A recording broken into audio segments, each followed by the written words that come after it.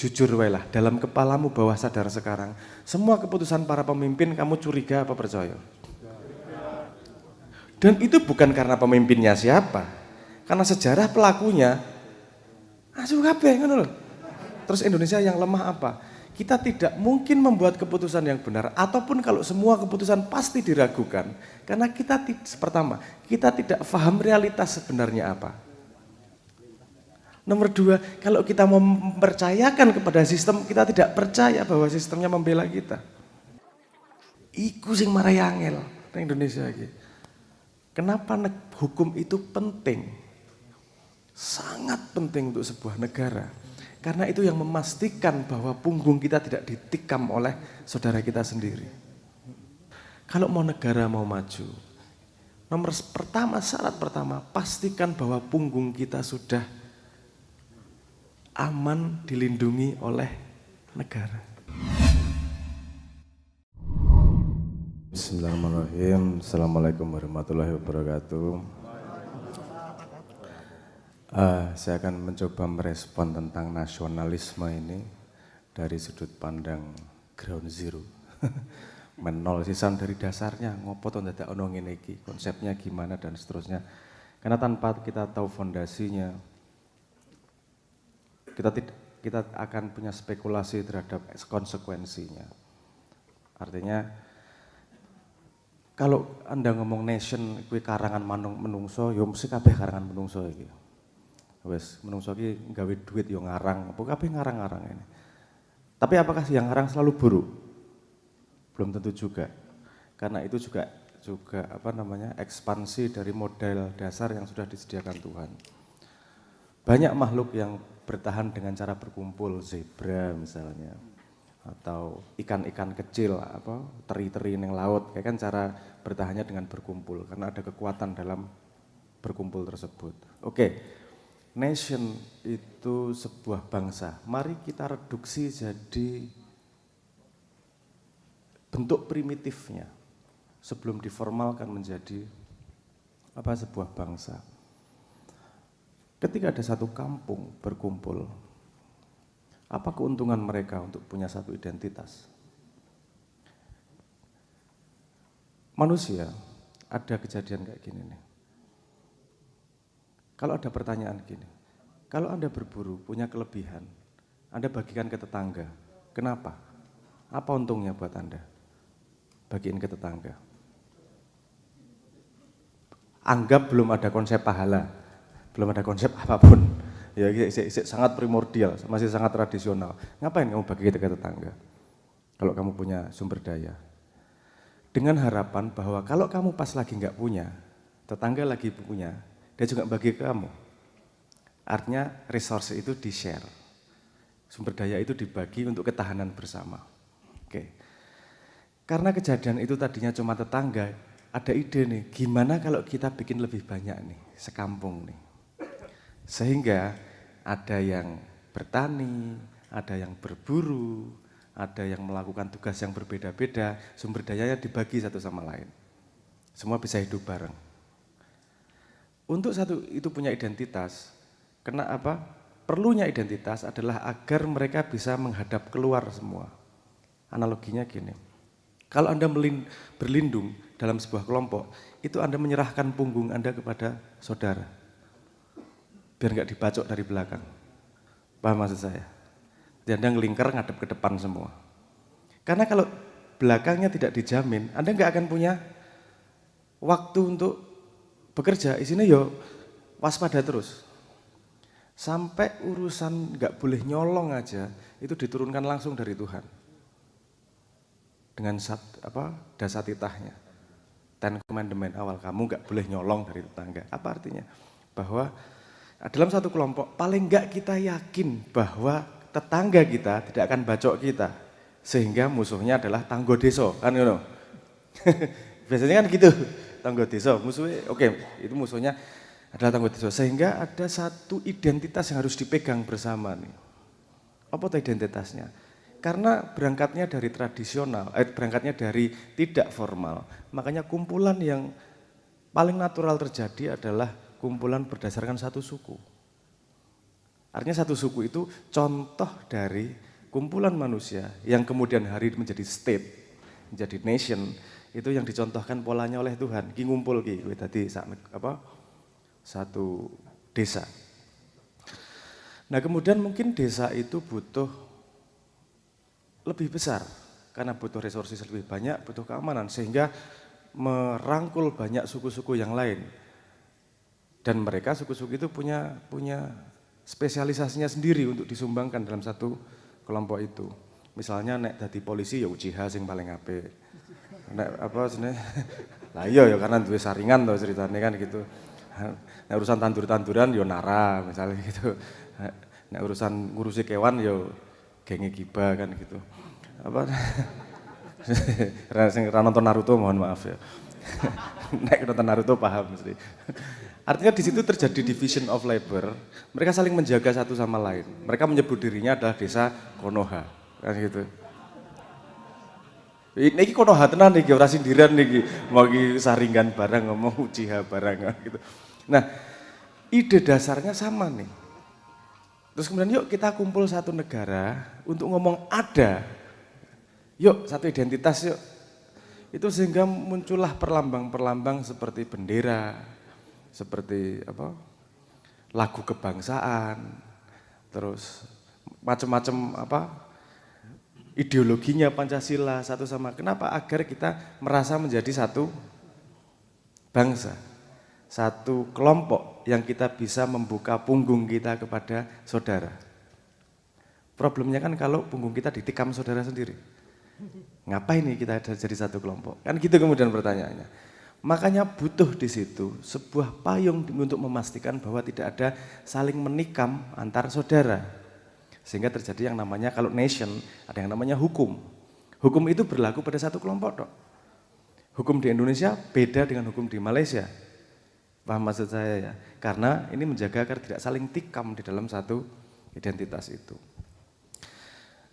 Sampai sini oke ya konsep dasarnya. Kenapa orang kumpul? Jadi suku berbeda-beda itu enggak masalah. Karena seperti saya contohkan tadi, Uchiha tidak perlu mencoba menjadi Akimichi. Akimichi itu sing lemu kae lho. Choji, Akimichi itu kayak bener ya. Choji, Akimichi tidak perlu menjadi mereka karena memang trade-nya berbeda-beda. Mereka memang punya spesialisasi sendiri. Sehingga mereka punya fungsi unik dalam satu kelompok tersebut. Wah ini bener-bener kita belajar dari Konoha ini. Ya, apa? Nah terus gini, ini dasarnya basic dari ada dulu. Kenapa harus ada yang namanya identitas bersama? Untuk memastikan bahwa punggung kita tidak ditikam dan kita bisa melakukan hal yang kecil tapi semua kebutuhan kita terpenuhi. Contohnya gini maksud saya. Kalau kebutuhan dasar manusia kan makan, tandur, tapi kue butuh kelambi, kue butuh omah, oke? Jadi kalau ada yang mengerjakan rumah tapi tidak tandur, dia punya hak makan atau tidak? Masa arep mangan boto, kan raiso kudu tetep mangan sego, makanya terjadi ekonomi di situ. Yo, aku ngeki kue servis bangun omah, tapi aku kayak ono beras. Jadi artinya exchange, semua punya pekerjaan masing-masing. Kowe delok ning badanmu tuh, yang nempel di badanmu. Ada satu hal yang kamu buat sendiri? Selain uyuh rotai? Baju beli, jam, HP beli semua. Artinya ada yang bikin jam, yang kamu ambil servisnya, kamu ngasih duit untuk dia bisa makan. Betul gitu ya?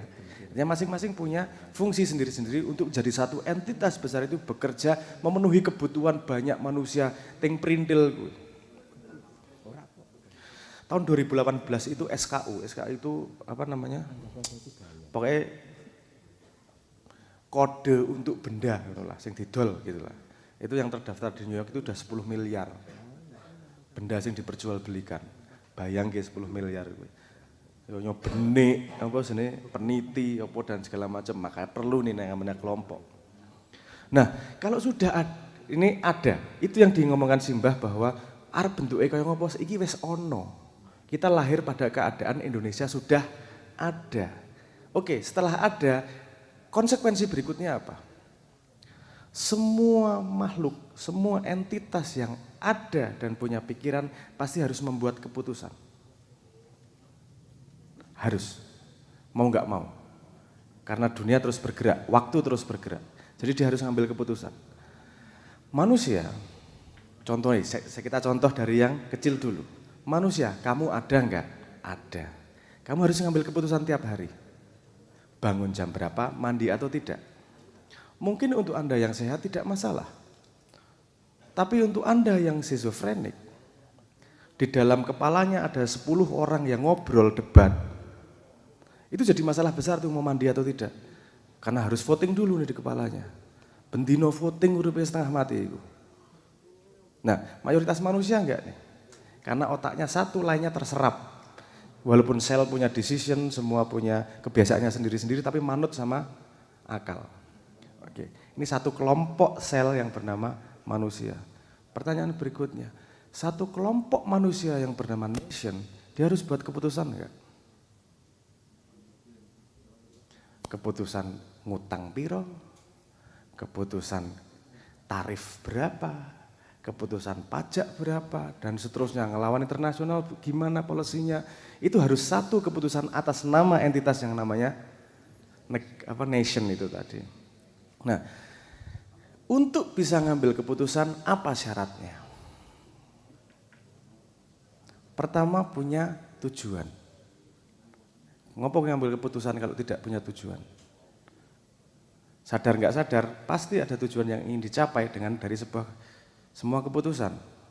Kue neng kamar mandi copot katok dodok, walaupun nggak sadar bahwa tujuanmu ngising, kue paham bahwa itu perilaku yang harus dilakukan, keputusan kecil-kecil untuk menuju buang air besar dengan rapi. Anak orang rapi ya kali pecotot, gitu. Tapi kan itu repotnya lebih panjang, makanya Anda ambil keputusan itu. Oke. Nomor 2, setelah Anda tahu tujuannya, Anda harus tahu realitasnya seperti apa. Karena tujuan dan keadaan sekarang adalah perjalanan. Anda harus tahu apa yang terjadi sekarang. Untuk membuat sebuah keputusan yang benar menuju mimpi tersebut. Maka di sini penting yang namanya memahami realitas yang ada sekarang. Kalau realitasnya sudah salah, bayangke, gini aja. Anda pengen ke Semarang, tapi Anda yang satu merasa Anda di Surabaya, yang satu merasa Anda di Jakarta. Ambil pilihan jalannya pasti salah semua. Karena realitasnya berbeda. Paham maksud saya? Artinya pemahaman terhadap realitas ini dalam satu entitas harus seragam dulu nih. Untuk bisa ambil keputusan yang benar. Aku mencoba breakdown selangkah demi selangkah. Sampai sini nggak masalah nih ya. Ya nggak masalah ya. Artinya kita butuh realitas yang real untuk kita bisa mengikuti sebuah keputusan. Misalnya kalau negara kan yang mengambil keputusan pemimpin gitu. Ngapa sih kamu ngambil keputusan itu? Oh karena realitasnya begini nih. Oke. Ada kompleksitas kecil di situ. Realitas itu realitas objektif, realitas kita bersama. Ini tidak mudah untuk ditangkap. Karena masing-masing punya pengalaman yang berbeda. Biasanya dulu kamu di-feed sama media massa. Ini loh realitasnya, utangnya segini, statistiknya segini, ini gini. Sekarang ada realitas baru yang didorong oleh sosial media. Dengan trending topik begini, dengan misinformasi begini, bingung Ki, golek realitasnya seperti apa. Itu dari kompleksitas dari sumber realitas. Nomor 2. Kompleksitas memahami realitas dari ketidakfahaman bahwa Anda punya limitasi. Contoh, realitas kesehatan Anda ketika sakit, itu Anda tanya ke dokter. Ada yang pernah debat nggak keputusan dokter? Oh Anda malaria, enggak Pak, enggak setuju saya. Kayaknya saya enggak, malah enggak ono toh. Kenapa? Karena kita sadar bahwa kita tidak paham dunia realitas kesehatan, sehingga kita trust kepada yang bisa melihatnya. Pentingnya trust dalam sebuah kumpulan itu adalah karena setiap manusianya punya limitasi, sehingga dia perlu trust pada orang lain mau nggak mau di sebuah bidang tertentu. Pasti mau nggak mau. Anda mangan masak sego, masak beras, dadi sego. Itu Anda punya kepercayaan bahwa tidak dicampurkan racun di perjalanan dari dari sawah sampai ke dapur Anda itu. Bener nggak? Nah dipikir-pikir, utakmu OVT ngono ya, overthinking ya. Iki bar diuyui apa ora ya? Iki bar campuri racun apa ora ya? Iki nyolong apa ora iki? Oh, ora mangan kowe. Bener paham maksud saya? Artinya ada space trust pasti, karena kita hidup di belakang, kita ngadep ke depan, di belakang itu percaya kita cuman, di punggung kita. Nah makanya penting banget untuk memastikan bahwa yang menjaga peraturan di belakang punggung kita, ini berlaku sama untuk semua pelakunya. Gini paham dulu nggak? Paham ya? Petanya paham ya? Bahwa karena semua menghadap ke depan, menghadapi dunianya masing-masing nih. Kita perlu percaya sama yang di belakang, bengokane koncone iki. Kita pastikan bahwa yang di belakang ini harus fair untuk semua orang. Kalau informasinya berbeda, kita cuma ditipu nih kemudian. Nah, dalam nation, kalau dalam keluarga, apa yang di belakang itu?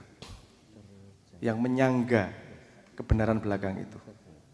Agama ikut menyangga. Contohnya gini, kowe karo bapakmu percaya. Hormati omongannya bapakmu. Itu penyangga bahwa kita omongan sama bapak, mosok bapak arep menjerumuskan anaknya. Sehingga kamu ada alasan untuk percaya. Nek sekampung, mungkin penyangganya adalah resiko. Nek ono sing ngapusi, konangan ngapusi dihantemi wong sak kampung. Artinya tidak mudah untuk membuat informasi yang salah dan ada konsekuensinya. Nek sak negara apa? Harusnya yang namanya hukum. Kenapa hukum itu penting? Sangat penting untuk sebuah negara. Karena itu yang memastikan bahwa punggung kita tidak ditikam oleh saudara kita sendiri. Ketika hukum sudah bisa digunakan oleh sekelompok orang untuk menikam saudaranya sendiri, kita tidak bisa lagi menyerahkan punggung kita kepada kelompok. Anda waspada sendiri, contohnya sederhana. Kalau Anda melihat penegak hukum, saya nggak perlu ngomong namanya polisi. Yang keluar pertama di kepala Anda, ancaman atau merasa aman? Saya nggak ngomong polisi buruk ya, ini dibangun bertahun-tahun nih soalnya. Hah? Oh, anbu. Nek anbu itu aku merasa aman nih, karena sudah bekerja dengan baik itu. Oh, anbu ra iso no. Anbu kan pasukan khusus Hokage. Iya pas pampres iku anbu iku. Majikir ngerti aku konstelasi politik Konoha paham aku. Nek polisine yo Uchiha. Beneran Uchiha. Oke. Aku tau malah dadi kepikiran Itachi ngono barang aku tau dadi anbu tapi yo dadi polisi misalnya. Oke, balik lagi. Petanya paham ya di sini ya, maksudnya peta. Terus Indonesia yang lemah apa? Kita tidak mungkin membuat keputusan yang benar, ataupun kalau semua keputusan pasti diragukan. Karena kita tidak paham realitas sebenarnya apa. Nomor dua, kalau kita mau mempercayakan kepada sistem, kita tidak percaya bahwa sistemnya membela kita. Iku sing marai angel nang Indonesia iki. Semua orang merasa punya ide bagus, dan mungkin itu ide bagus. Tapi yang kita butuhkan adalah realitas bersama untuk menghasilkan ide yang terbaik. Bisa muncul dari siapa saja. Kalau realitasnya tidak unified, kita tidak akan bisa mengukur apakah ide itu bagus atau tidak. Jujur wae lah, dalam kepalamu bawah sadar sekarang, semua keputusan para pemimpin kamu curiga apa percaya? Dan itu bukan karena pemimpinnya siapa. Karena sejarah pelakunya, asu kabeh ngono lho. Paling sederhana, ono wong nyolong pring dihukum 4 tahun, nyolong pirang triliun dihukum 6,5 tahun. Yo ditambahi setelah dikaploki karo juragane.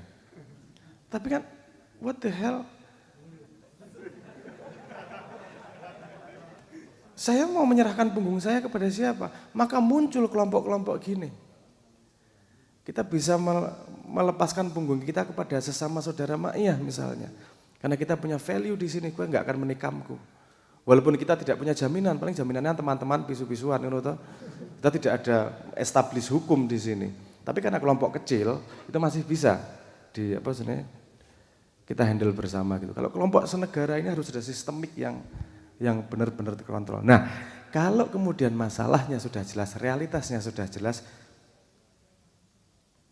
bikinlah sebuah keputusan yang kita semua bisa ikut terlibat untuk memecahkan masalah tersebut. Saiki, kenapa masyarakat ribut terus?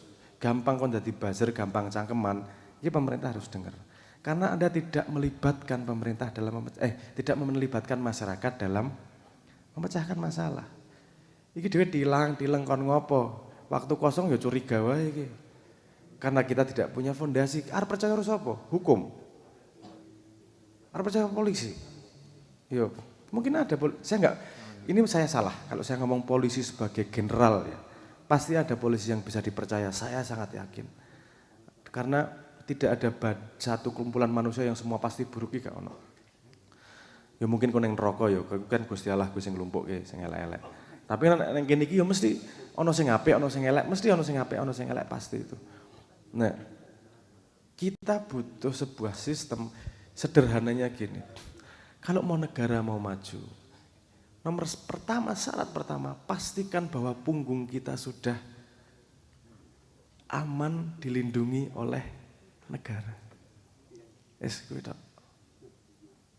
Kalau itu belum, semua akan tabrak-tabrakan, curiga-curigaan.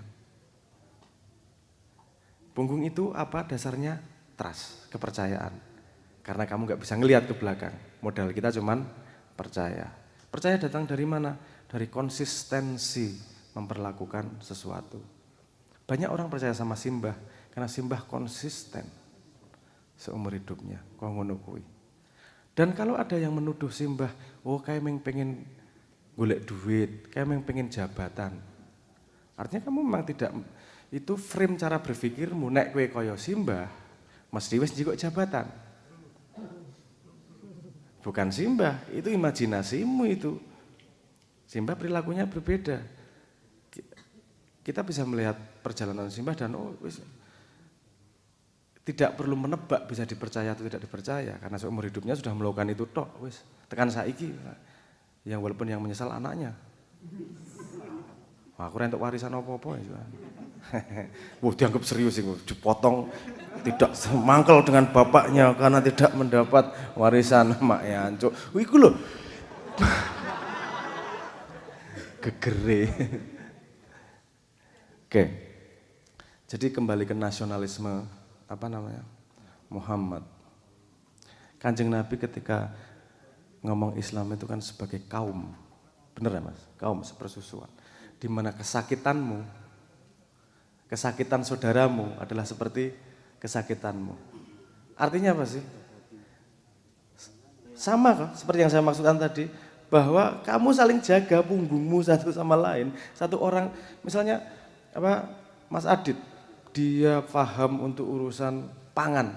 Wes, kowe gak paham, wes karena kamu percaya bahwa dia menjaga punggung kita semua, wes manut arep piye? Dhewe kon iso macul wes. Gak masalah. Kenapa? Karena dia yang ahli di bidangnya dan kita yakin bahwa dia menjaga punggung kita semua. Dan Mas Adit nek urusan sempak ora akan tidak akan menuntut gawe sempak kok koyo ngene wis dienggo wae rasa kakean cangkem. Iki urusan yang punya ahlinya di situ. Paham maksud saya? Artinya kita maiyah di sini. Saya tadi malam juga ngomong di Kenduri Cinta. Ngopo aku mambengi Kenduri Cinta ning kene wis ning kene meneh awakku lungkrah banget. Ra gara-gara karo Simbah iki wis. Ayo. Saya juga tadi malam juga mengatakan bahwa kalau Anda nge-frame maiyah pada pola politik, ini tadi seperti yang dikatakan Pak Tanto ini tadi. Ini kalau Anda nge-frame-nya, mau bikin gerakan apa? Politik apa nih? Dia melawan saya atau teman saya. Ojo mikir kayak ngono. Kenapa? Maiyah tidak punya sejarah ikut politik dan seterusnya. Ini seperti manusia, pengen ikut serta dalam mendandani Indonesia, ngono wae. Bukan sebagai itu, bukan sebagai politisi, tapi yang kita pastikan bahwa kita menjaga punggung satu sama lain. Yang kita tunjukkan orang-orang yang tidak menjaga punggung kita bersama. Yang dia jagai adalah punggung oligark dan punggung kroni-kroninya. Itu yang perlu kita antemi bersama. Kalau kamu mau kelompok segitu, jangan di Indonesia, di sebuah pulau bikin sendiri. Yang terjadi adalah kita cuma jadi objek penderita, mereka melindungi diri mereka sendiri. Kita tuh cinta Indonesia. Gini, dan kita tidak punya, ini problem lain, bukan problem lain, ini bisa dijadikan definisi untuk memandang sesuatu. Kesetiaan kita tunggal pada Indonesia. Politisi, Anda bisa memastikan kesetiaan Anda tunggal pada Indonesia atau tidak? Jangan-jangan kesetiaan Anda pada partai politik, atau pada bosmu, atau pada juragan yang memberi kamu duit untuk bisa menjadi posisi itu. Gak pantas kamu di situ. Kesetiaanmu, kamu akan menjaga punggung orang-orang yang ngasih duit kamu, bukan menjaga punggung kita orang Indonesia yang sekarang 60% menjadi warga miskin dunia. Diteruske revolusi iki kok. Itulah nasionalisme Muhammad. Simbah tidak akan pernah menggugat Indonesia karena dia sudah ada. Yang Simbah ajak adalah yuk entitas ini menjadi entitas yang baik untuk membuat keputusan ke depannya semakin baik sehingga kita enggak perlu bingung menjaga punggung kita. Kita bisa menjadi manusia yang aman, menjadi manusia yang tidak mumet lagi soal pangan, keadilan untuk seluruh rakyat Indonesia, keadilan untuk urusan kesempatan, keadilan untuk kebebasan berbicara, berpendapat dan seterusnya di-manage sedemikian rupa sehingga whatever happen di Indonesia paling tidak kita memastikan bahwa punggung kita saling terjaga satu sama lain atas nama Indonesia. Matur nuwun.